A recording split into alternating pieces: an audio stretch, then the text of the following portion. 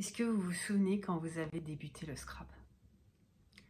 Parce que moi, oui, et je me souviens m'être retrouvée dans un magasin de loisirs créatifs avec des tonnes de rayons et de me dire qu'est-ce que je vais prendre pour commencer? Et je me souviens de la phase d'après où je prenais des choses, mais je ne prenais pas les bonnes choses. Et du coup, je passais ma vie à vouloir retourner dans ces magasins et acheter. Donc, vous l'aurez deviné, ou pas, ma vidéo aujourd'hui sera sur les premières choses, on va dire, qu'il faut acheter quand on débute le scrapbooking. Pour moi, la première chose indispensable, c'est une trousse de base.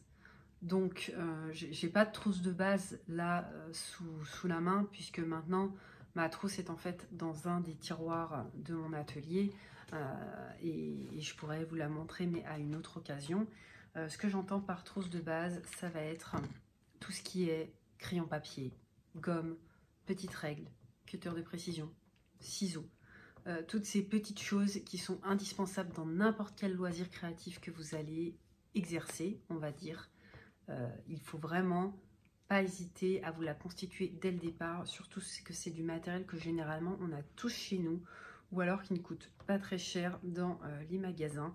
Donc n'hésitez pas à vous la constituer tout de suite et à l'avoir toujours à portée de main.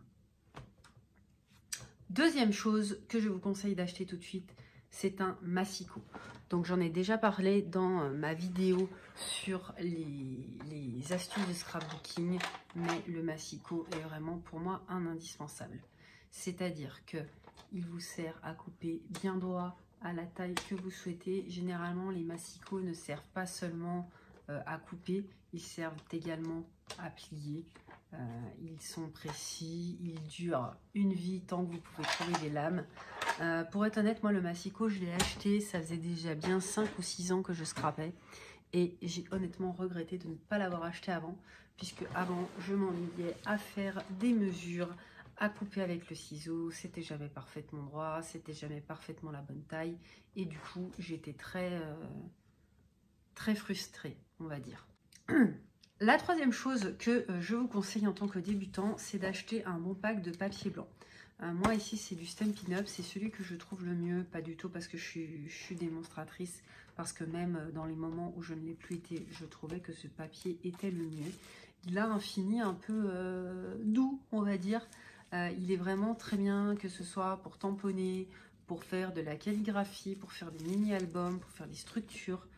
Je le recommande vraiment, d'ailleurs j'en ai plus beaucoup, il faudrait que j'en rachète, mais c'est vraiment une base quand vous débutez. Ensuite, il vous faudra une bonne colle.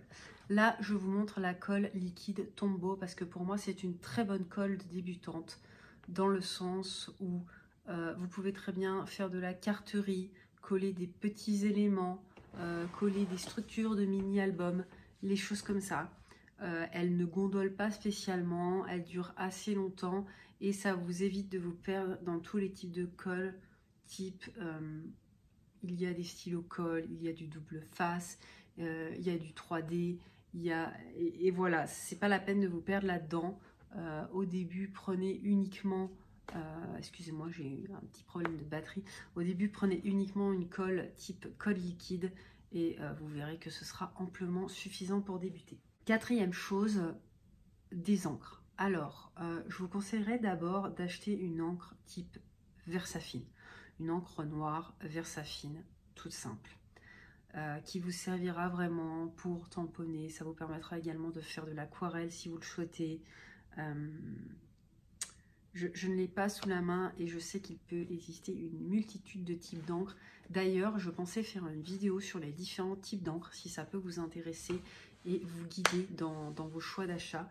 Et je vous conseillerais également de vous diriger vers des encres de couleur de type des Distress Oxide. On en entend énormément parler et à juste titre, elles sont vraiment multi-usages. Vous pouvez tamponner, vous pouvez faire des fonds avec, vous pouvez faire des taches d'encre, vous pouvez l'aquareller. C'est vraiment une encre multi-usage avec un fini un peu mat qui est très facile d'utilisation et qui vous servira vraiment en tant que débutant. Ensuite, je vous conseille d'acheter des combos type un grand bloc acrylique, alors plus grand que celui-ci, mais c'était le seul que j'avais sous la main à l'instant T, avec des tampons de type clear. C'est vraiment très facile, vous les décollez de la petite pellicule transparente et ça vient adhérer à votre bloc acrylique. C'est increvable, ils sont beaucoup mieux niveau rapport qualité-prix. Vous pourrez vite vous constituer une petite collection même en étant débutant et ce sera beaucoup mieux pour tamponner que d'avoir des tampons mouche ou des tampons bois. Donc vraiment, il ne faut pas hésiter à se diriger vers des tampons type clear. Enfin, et ça c'est plus un conseil pour celles qui veulent faire des albums photos ou des pages, je vous conseille de vous acheter une mini imprimante à photos type Sprocket ou Pepperang. Généralement, ce sont des imprimantes photos qui s'utilisent très bien via le Bluetooth de votre téléphone portable. Elles impriment des petites photos qui généralement sont autocollantes.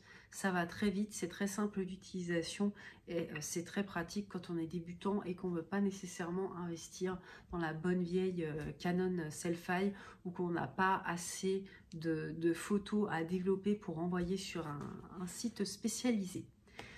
Voilà, pour moi, c'était vraiment ce qu'il fallait pour débuter le scrapbooking. J'espère que cette vidéo vous a plu. Si vous avez d'autres idées de vidéos, n'hésitez pas à me les mettre en commentaire. Et dites-moi, bien sûr, si d'autres vidéos de ce type vous plairaient. Voilà, je vous souhaite une très bonne journée et je vous retrouve très bientôt.